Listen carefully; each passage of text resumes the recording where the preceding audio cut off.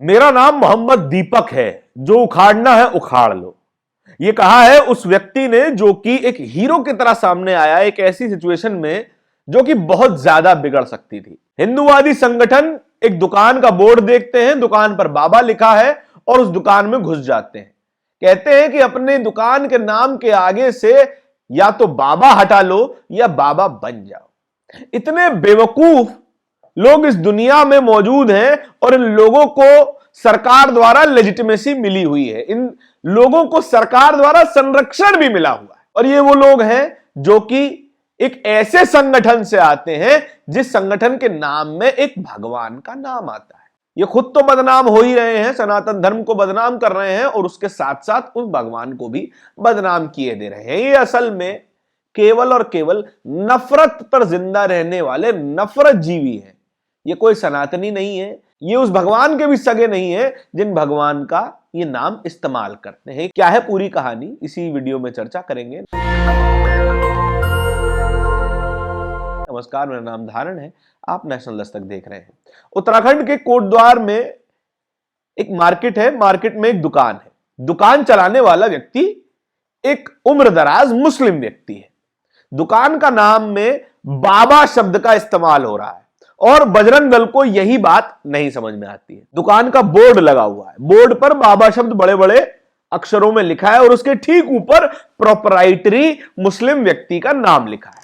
और ये जो बाबा नाम से दुकान है, ये दुकान का नाम इनके जीएसटी रजिस्ट्रेशन में भी लिखा हुआ है। लेकिन इस बात से परेशानी है बजरंग दल के लोगों को। बजरंग दल के लोग इनकी दुकान में घुस जाते हैं, बदसलूकी करते हैं और कहते हैं कि अपनी दुकान के नाम के आगे से ये बाबा शब्द हटा लो या फिर बाबा बन जाओ। हिंदुओं को बेवकूफ मत बनाओ, हिंदुओं को बरगलाने की कोशिश मत करो कि ये दुकान किसी बाबा के द्वारा चलाई जाती है। बाबा एक बुजुर्ग व्यक्ति को भी कहा जाता है, उम्रदराज व्यक्ति को भी कहा जाता है, पिताजी के पिताजी को यानी दादाजी को भी बाबा कहा जाता है। लेकिन इन बेवकूफों को ये बात कभी नहीं समझ में आ सकती। सिचुएशन ऐसी हो चुकी थी कि वो बुजुर्ग व्यक्ति लगभग सबमिसिव सिचुएशन में आ गए थे कि ये जो नफरती चिंटू इनकी दुकान में घुसे हैं कभी भी इनके साथ हाथापाई कर सकते हैं। पूरी सिचुएशन बहुत खराब हो चुकी थी। लेकिन इसी सिचुएशन के बीच में एक हीरो व्यक्ति की एंट्री होती है।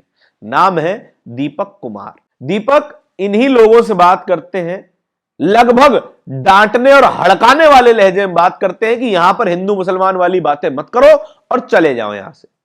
और बात मानने की जगह, एक ढंग की सलाह मानने की जगह ये हिंदूवादी संगठन के लोग, बजरंग दल के लोग इसी व्यक्ति पर चढ़ बैठते हैं, कहते हैं तुम कौन हो, तुम्हारा नाम क्या है। जवाब में जो दिया वो एक मौजू जवाब था, एक मार्मिक जवाब था। उन्होंने कहा कि मेरा नाम मोहम्मद दीपक है, जो उखाड़ना है उखाड़ लो। संदेश साफ है।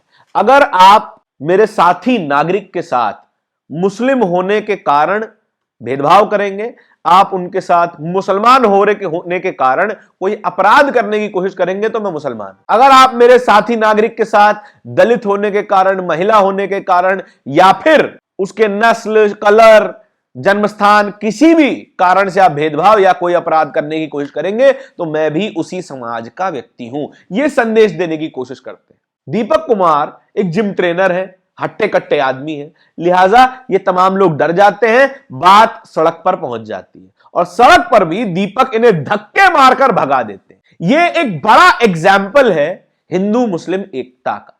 बड़ा क्रिंज शब्द आजकल लगने लगा है, हिंदू मुस्लिम एकता, लेकिन ये सबसे जरूरी पार्ट है हमारी सोसाइटी का कि अगर हम एक मुसीबत में पड़े हुए व्यक्ति की बिना धर्म देखे, बिना जाति देखे, बिना रंग देखे, बिना उसका जन्मस्थान देखे उसकी मदद नहीं करेंगे तो यह समाज आग के हवाले कर दिया जाएगा उन लोगों के द्वारा जो चाहते हैं कि समाज में आग लगी रहे, बंटवारा बना रहे और इनकी राजनीतिक रोटियां इसी आग पर सिकती रहे। मुसलमानों और हिंदुओं में जो लोग फर्क करते हैं उन्हें सीखना चाहिए दीपक कुमार जैसे व्यक्तियों से, दीपक कुमार जैसे लोगों से जो एक मुस्लिम बुजुर्ग के समर्थन में आए जब उनको परेशान किया जा रहा था। और अगर ये व्यक्ति मुसलमान भी नहीं होते तब भी दीपक कुमार शायद इसी तरीके का स्टैंड लेते। क्यों? क्योंकि अन्याय चाहे हिंदू के साथ हो, मुसलमान के साथ हो, दलित के साथ हो, पिछड़े के साथ हो, अगड़े के साथ हो, अन्याय अन्याय होता है, उसके खिलाफ स्टैंड लेना जरूरी है।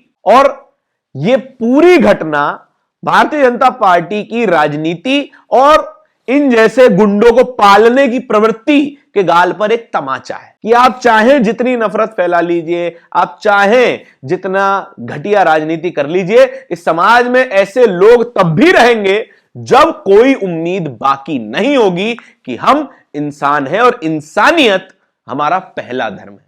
इसके अलावा और कुछ भी बाकी नहीं रह सकता। इसीलिए मैं निजी तौर पर भी भगवानों, ईश्वरों, अल्लाह, किसी भी तरीके के हायर एंटिटी से ज्यादा इंसानों में भरोसा करता हूं। क्यों? क्योंकि दीपक कुमार जैसे लोग जिंदा हैं और हमेशा जिंदा रहेंगे, और ऐसे लोगों की बहुतायत भारत में हमेशा रहेगी जो हिंदू, मुसलमान, सिख, ईसाई, दलित, पिछड़े, अगड़े से पहले इंसान होंगे। और यही एक एग्जाम्पल आपके सामने दिखाई दे रहा है। अलग अलग तरीके के रिएक्शंस इस पूरे मामले में देखने को मिल रहे हैं और सभी दीपक कुमार को एक हीरो की नजर से देख रहे हैं कि किस तरीके से उसने स्टैंड लिया एक जरूरी सिचुएशन में और कुछ ऐसा होने से रोक दिया जो कि बेहद बुरा हो सकता था। हमने देखा है कि किस तरीके से दुकानों में ये भीड़, घटिया इंसानों की भीड़, मैं तो इन्हें इंसान भी नहीं कहूंगा, घटिया जानवरों की भीड़ घुसती है और तोड़फोड़ मचाती है। जो व्यक्ति, मुस्लिम व्यक्ति या फिर कोई भी व्यक्ति जिनसे इनकी राजनीति सेट नहीं बैठती, उससे मारपीट की जाती है, उससे धार्मिक नारे लगवाए जाते हैं और कहा जाता है कि अपना नाम बड़े बड़े अक्षरों में लिखो, नहीं तो तुम्हारा सामाजिक बहिष्कार होगा। अभिषेक इस वीडियो को शेयर करते हुए लिख रहे हैं, उत्तराखंड के कोटद्वार में हिंदूवादी संगठनों के कुछ नफरती चिंटू एक मुस्लिम दुकानदार की दुकान के 30 साल पुराने नाम से बाबा हटवाने के लिए दबाव बना रहे थे, जो नाम उनके जीएसटी पर भी है। जीएसटी रजिस्ट्रेशन भी सरकार ने मान लिया है कि यह बाबा की दुकान है, लेकिन संगठनों से सर्टिफिकेट लेना अलग से जरूरी है। फिर वहां पर जिम ट्रेनर दीपक कुमार की फिल्मी स्टाइल हीरो वाली एंट्री होती है और नफरती चिंटुओं को खदेड़ दिया जाता है।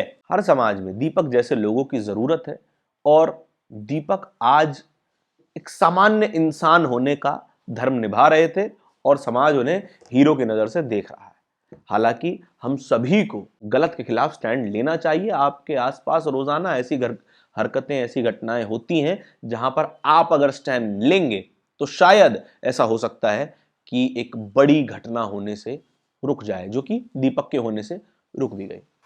आपके इस खबर के बारे में क्या विचार है, कमेंट सेक्शन में बताइएगा जरूर। इस तरह की और भी खबरें देखते रहने के लिए नेशनल दस्तक को सब्सक्राइब जरूर कीजिएगा। बहुत बहुत धन्यवाद। नेशनल दस्तक की आपसे गुजारिश है कि अगर इसको बचाना चाहते हैं तो नेशनल दस्तक को सब्सक्राइब करने के लिए रेड कलर के सब्सक्राइब बटन को दबाएं, फिर बेल आइकन की घंटी दबाएं। नेशनल दस्तक को बचाने के लिए बहुत जरूरी है कि हर खबर को शेयर करें, लाइक करें, कमेंट जरूर करें।